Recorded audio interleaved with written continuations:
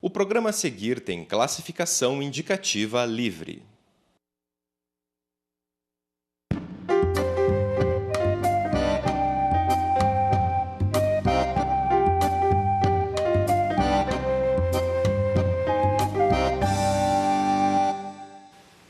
Olá, estamos novamente com você no programa América Latina Viva.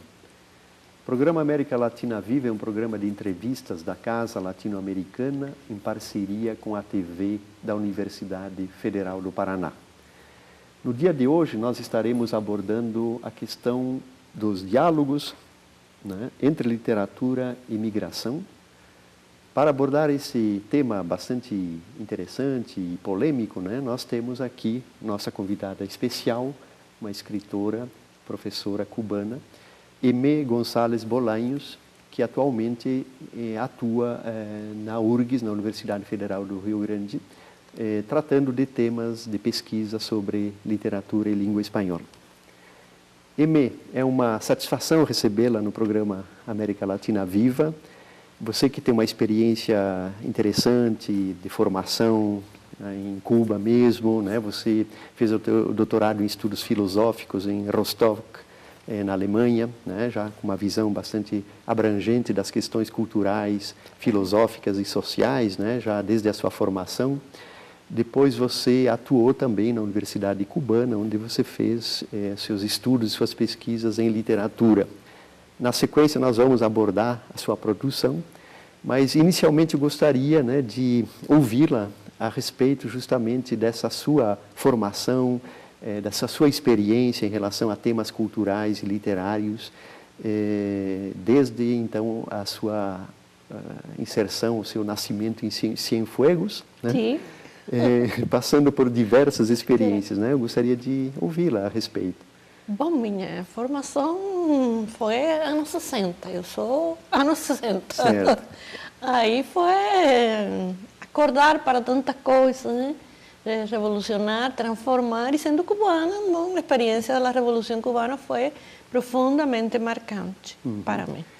E você teve, então, uma oportunidade única de viver aquele período riquíssimo, Exatamente, dos anos riquíssimo. 60. E de entrar na universidade com 21 anos para estudar uma carreira como professora de espanhol.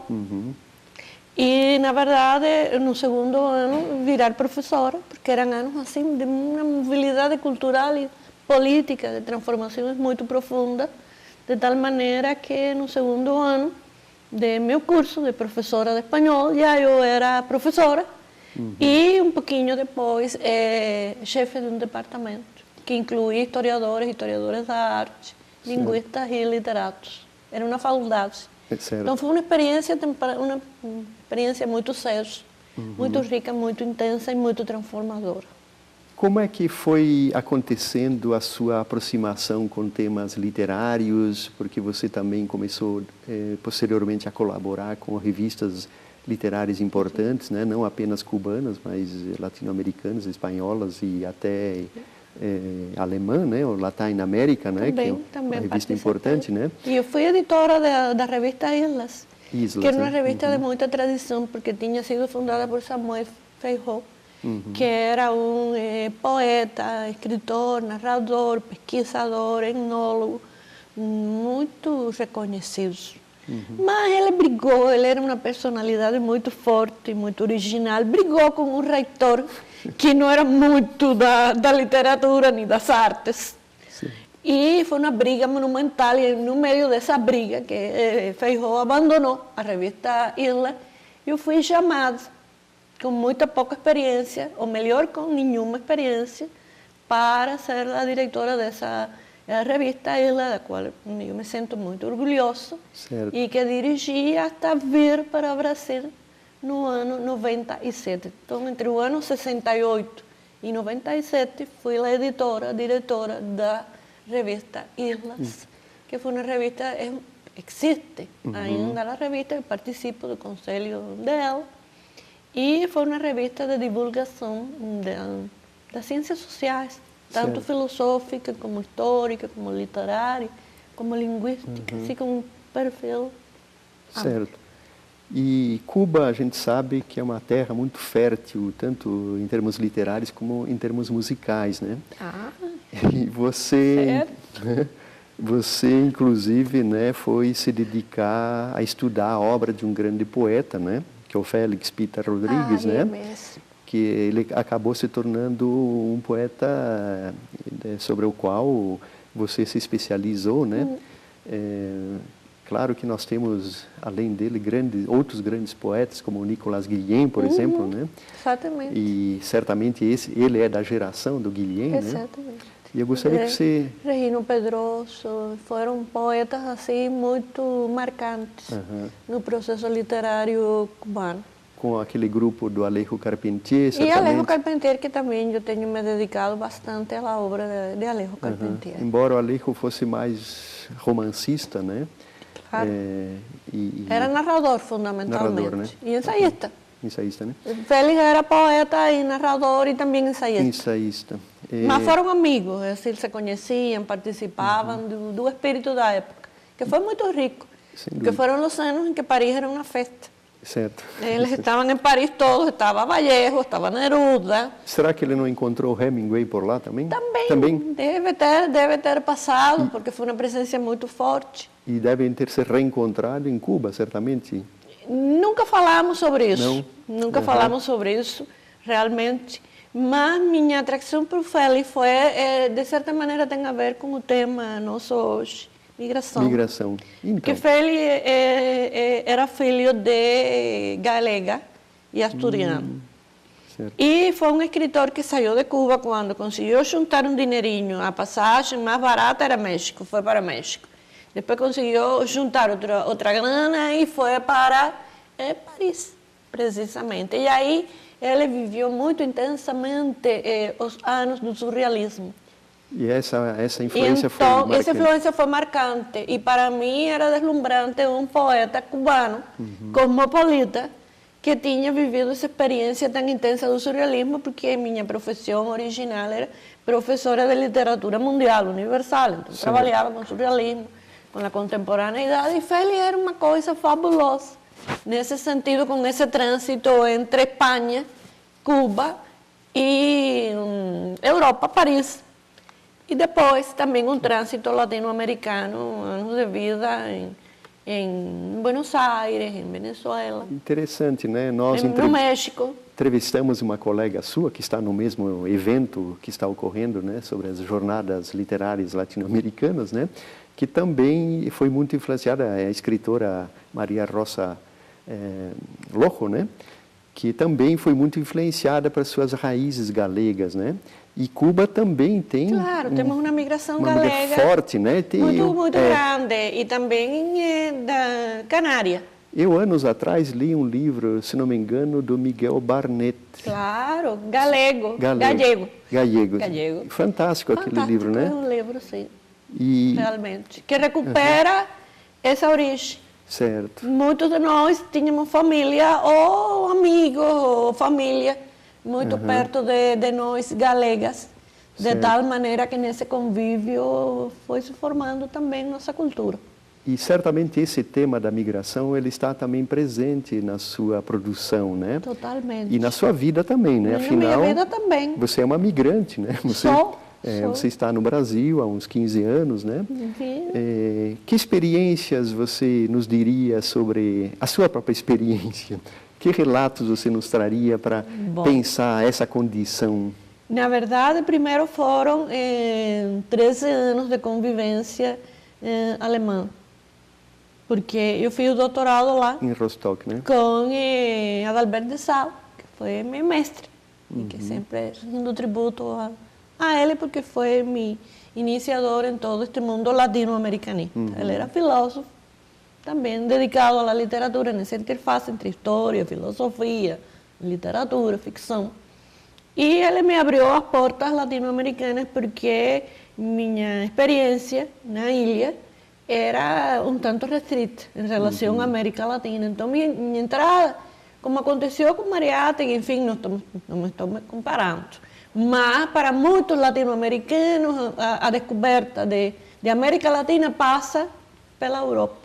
E é na Europa que nos dão a certeza de que somos latino-americanos. Eu sabia que era cubano, mas não tinha essa vibração ainda latino-americana tão forte e tão marcada. Foi minha experiência em Rostock, na Alemanha. Depois eu continuei, depois de fazer o doutorado, continuei trabalhando lá, impartia curso, visitava todos os anos, tínhamos uma pesquisa conjunta. E então, hasta a queda do muro, eu estava transitando entre Cuba e Alemanha. Então, foi minha primeira experiência assim, muito intensa, que durou 13 anos. Você considera, Aimee, que estar longe é uma forma de se aproximar? Sim, totalmente. De reafirmar? Totalmente. Assinaria embaixo dessa expressão de Carpentier, tão bela em Concerto Barroco, quando fala assim: a vezes hay que poner un océano de por medio, poner las cosas de lejos para poderlas ver de cerca. Interessante, profundo, né? É a experiência de Carpentier também, um viajante, toda a vida, viajando, se trasladando entre diferentes línguas, diferentes culturas, e a partir de aí construindo uma obra extraordinária. Ok, Aimee, nós vamos aprofundar outros aspectos ligados à sua produção, mas logo depois do nosso intervalo, tá bom?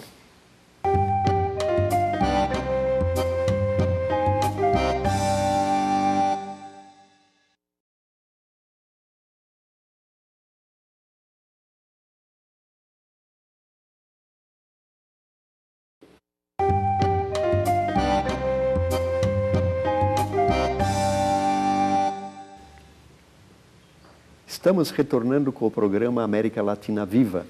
No dia de hoje nós estamos aqui estabelecendo um diálogo sobre literatura e imigração com a escritora, poeta e professora e pesquisadora cubana Aimee Bolaños. Professora Aimee, então no primeiro bloco você nos apresentou aspectos importantes da sua formação, desde sua formação básica em Cuba, como professora de espanhol, sua proximidade à literatura, depois a sua direção na revista Islas, e você também como colaboradora de outras revistas como Boêmia e revistas internacionais também. Você também nos disse da importância da experiência de viver longe, lejos, né? Para reafirmar as suas identidades, suas proximidades, né? Você fez, inclusive, alusão ao Carpentier numa frase dele, né? A esse respeito. Nesse bloco agora, nós vamos falar mais diretamente da sua produção, né? Da sua criação literária, crítica, né? Ensaística. E você justamente está nos brindando nesse evento que está ocorrendo sob digamos, o patrocínio do DELEM, da UFPR, né, da Associação dos Professores de Língua Espanhola do Paraná, a partir da professora Josele Coelho, né, que nos convidou gentilmente para fazermos essa nossa entrevista.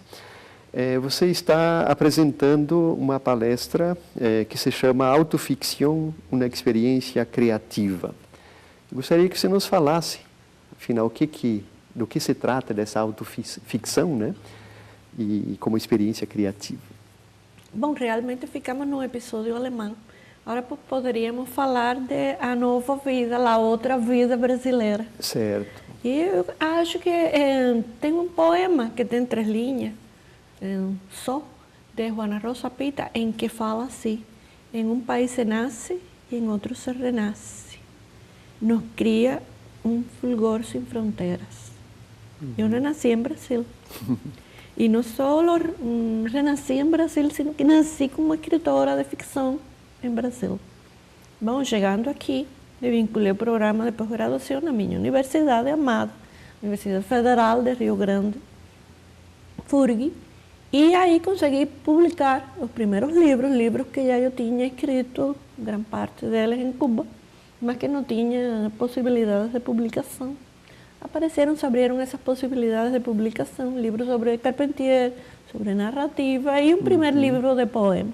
E aí começou esta maluquice, esta lúcida maluquice. Comecei a misturar a lucidez com a maluquice. Com ousadia. Com a ousadia, exatamente. E Essa palavra é principal, ousadia. Eu não sabia me expressar, falar. Eu tinha muito pudor de falar e de me mostrar, porque a poesia que fazia tinha muito a ver comigo, com minha experiência de vida, com as coisas que amava, desejava, que tinha, que perdia. Então, foi assim, um determinado momento, bom, vou falar. E vou falar a partir da minha própria experiência. E aí apareceu a obra de ficção se apresentou e comecei a criar ficção a partir dessa problemática da identidade, de ser cubano, de ser um pouquinho cosmopolita, de ter uma formação alemã, de transitar também muito pelo mundo canadense. Também sou professora da Universidade de Ottawa, do programa de estudos latino-americanos, precisamente. E meu filho mora lá em Montreal. Sim. De tal maneira que minha vida estava feita desses fragmentos, desses pedacinhos, dessas partes. E essas partes começaram não a se articular, porque nem se articulam, mas começaram a aparecer no que escrevia. E por isso a autoficção. E a autoficção, nesse sentido, profundamente atrelada à minha condição de migrante e mutante. Assim? O fato de ter esses trânsitos, de ter essas experiências de vida, de criação em diferentes espaços. Eme, você tem vários textos, sejam eles em forma de livro, de artigos ou de ensaios, né? Mas você mais recentemente, eu vou apenas citar 2 mais recentes que você tem escrito, que é o livro de Matt e depois Las Outras, que é uma antologia mínima do silêncio, né?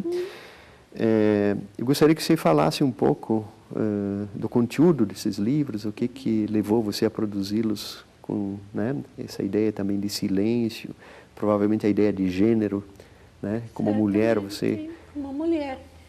Me custou muito me assumir mulher. Então, os livros, de certa maneira, contam esse percurso difícil de me assumir mulher e de começar a falar. Eu mesma, de romper o silêncio, de sair do silêncio. E sair também do luto da perda de um país, de uma língua, que não eram perdidas, mas estavam em um processo complicado para me refazer.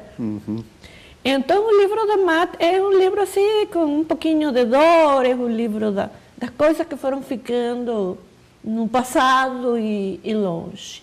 Las Outras foi um livro muito lúdico, uma brincadeira, em que inventei escritoras, inventei uma biografia para ela e di a elas a palavra. Elas falaram, aparece na antologia uma poeta e um poema. Poetas que vão desde discípulas de Safo, porque eu pensei, olha, Safo seria a única poeta aí nesse círculo iluminado de poesia, de beleza, de sensualidade, em que a Safo se movia e criava. Sim. Ou tinha outras poetas, e assim apareceram outras poetas discípulas de Safo. E, bom, fui transitando. Eu queria, na verdade, muito escrever um livro sobre minha condição migrante. Certo. Sobre como eu lidava com a dor e a alegria e o júbilo de ser e deixar de ser, ou de ir virando outra coisa, de ir me transformando, não? Me ir transformando em outra coisa. Então o livro não saía, e como o livro não saía, então vamos com Safo e vamos com as cortesãs ilustradas da Renascença, e vamos lá na história da cultura, transitando um longo caminho, e de repente apareceram as poetas cubanas também. Heterônimos, apócrifos, esses poetas cubanos que queriam falar de lo que falam sempre os cubanos da ilha e da sua condição de cubanos em qualquer espaço e em qualquer tempo. Legal. Então, essa... E foi se construindo esse livro assim. Legal. essa dimensão desse inconsciente literário, né? Dessa produção da sensibilidade, da estética, né? Eu acho fantástico. E depois você tem também uma produção do ponto de vista mais de um ensaio, de um artigo, e certamente aí a dimensão do racional também está posta, né? Que é literatura e imigrantes, né? Sonhos em movimento. Sim, né?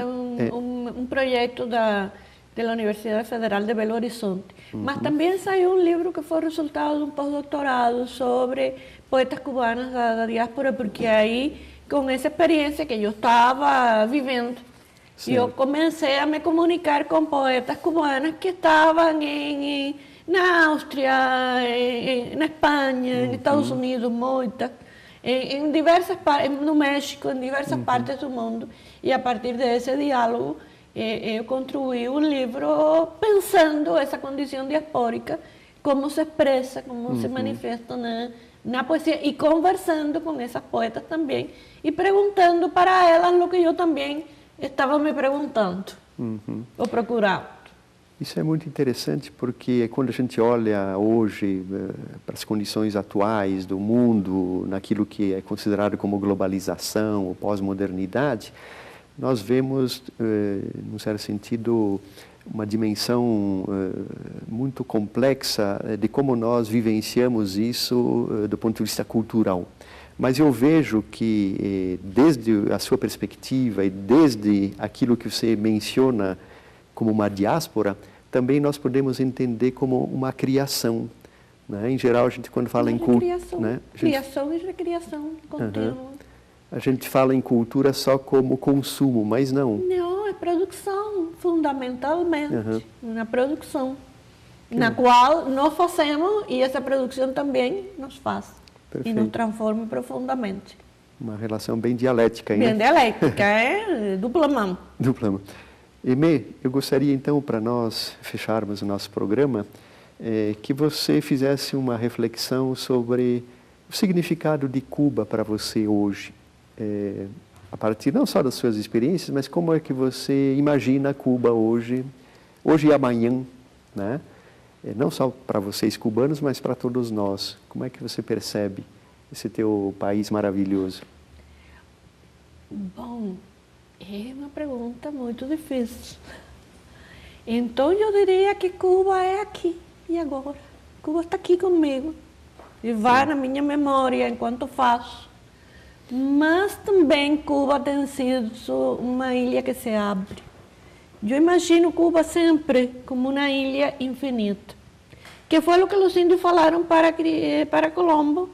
Bom, é uma ilha, mas é infinita.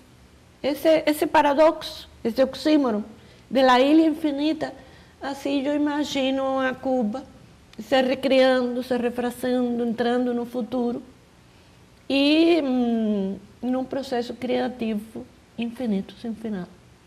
Então, eu me imagino assim a Cuba como uma ilha mesmo, mas infinita. Ok. Muito obrigado, Emê, Obrigadíssima. por essa Muito obrigada excelente... por essa conversa tão informada e sensível, tão facilitadora da palavra do outro. Ok. Muito obrigado, Muito Emê. obrigada. Então, a América Latina vai ficando por aqui, né? Se despede de você, mas espera você novamente na próxima semana. Até lá. Muito obrigado. Obrigado, Emê. Muito obrigada.